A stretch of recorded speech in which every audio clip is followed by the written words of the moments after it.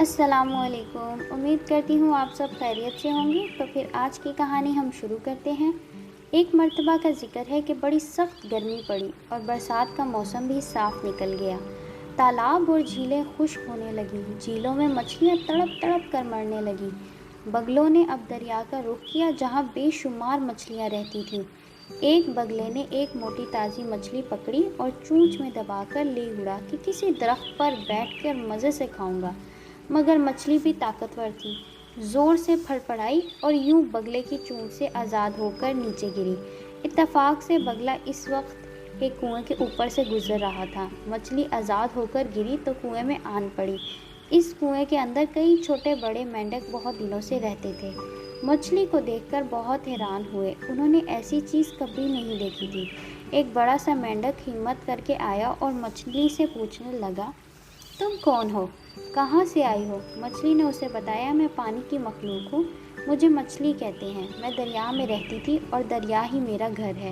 مینڈک نے حیرانی سے پوچھا، دریا کیا ہوتا ہے؟ مچھلی نے بتایا، دریا بہت لمبا چوڑا ہوتا ہے، اس میں گہرا پانی ہوتا ہے جو بہتا رہتا ہے، بہت لمبا چوڑا۔ جب پانی بہتا ہے تو لہریں اٹھتی ہیں اور ہمیں جھولا جھلاتی ہیں۔ مینڈک اچھل کر کنویں کے ایک کنارے پر پہنچا اور وہاں سے تیرتا ہوا آیا اور مچھلی سے پوچھا، کیا دریا اتنا چوڑا ہوتا ہے؟ مچھلی نے کہا، نہیں بھائی مینڈک، یہ فاصلہ تو کچھ بھی نہیں ہے، دریا تو کہیں زیادہ چوڑا ہوتا ہے۔ مینڈک پھر اچھلا اور اچھل کر کنویں کے دوسرے کنارے پر گیا، پھر وہاں سے تیرتا ہوا آیا اور مچھلی سے پوچھنے لگا، دریا کیا اتنا لمبا ہوتا ہے؟ مچھلی کو ہنسی آ گئی اور وہ کہنے لگی، نہیں نہیں میاں مینڈک، یہ فاصلہ تو کچھ بھی نہیں ہے، دریا تو میلوں لمبا ہوتا ہے۔ مینڈک بڑی بڑی آنکھیں نکال کر مچھلی کو دیکھنے لگا اور بولا، تم ضرور مجھ سے مذاق کر رہی ہو، بھلا کوئی دریا ہمارے کنویں سے بھی بڑا ہو سکتا ہے؟ تم یا تو میرا مذاق اڑا رہی ہو یا تم نے ضرور کوئی خواب دیکھا ہے۔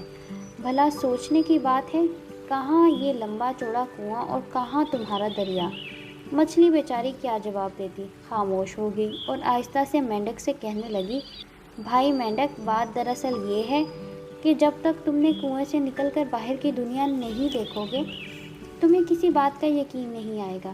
دنیا دیکھنی ہے اور نئی نئی چیزیں دیکھنی ہیں تو کنویں سے نکلو، مگر مشکل یہ ہے کہ تمہارا کنواں سچ مچ بہت گہرا ہے۔ میں سوچتی ہوں کہ بگلے کی چونچ سے تو نکل آئی، مگر اس کنویں سے کس طرح نکلوں گی؟ تھوڑی ہی دیر گزری تھی کہ کچھ بچے پانی کی تلاش میں اس طرف آ نکلے۔ ان کے ہاتھ میں ڈول اور لمبی سی رسی تھی۔ ایک لڑکے نے ڈول کو رسی سے باندھ کر کنویں میں ڈالا، ڈول میں پانی کے ساتھ مچھلی اور مینڈک بھی آ گئے۔ ایک لڑکے کا خوشی سے چلا اٹھا، دوستو، ڈول تو ہم نے پانی نکالنے کے لیے ڈالا تھا، یہ مچھلی اور مینڈک کہاں سے آ گئے؟ دوسرا لڑکا بولا، یہ بیچاری مچھلی اس کنویں میں کہاں سے آ گئی؟ چلو اسے دریا میں چھوڑ آئیں، ہمیں تو پانی چاہیے۔ بڑے رحم دل بچے تھے کہ انہیں مچھلی کے حال پر ترس آ گیا۔ دوڑتے ہوئے دریا پر گئے اور مچھلی اور مینڈک کو دریا میں چھوڑ آئے۔ اگر دریا کا پانی بھی کنویں کے پانی کی طرح شفاف ہوتا تو دریا میں سے پانی لے جایا جاتے۔ مینڈک نے جب دریا دیکھا تو حیران رہ گیا۔ اب اسے مچھلی کی باتوں پر یقین آنے لگا اور سوچنے لگا کہ اب میں واپس کنویں میں جا کر دوسرے مینڈکوں کو بتاؤں گا کہ مچھلی جو کچھ کہہ رہی تھی وہ سچ تھا، میں وہ سب دیکھ کر آ رہا ہوں۔ اگر آپ کو یہ کہانی پسند آئی ہے تو میرے چینل کو سبسکرائب کریں اور لائک بھی کر دیں اور نیچے دیے گئے بیل آئیکن کے بٹن کو پریس کر دیں۔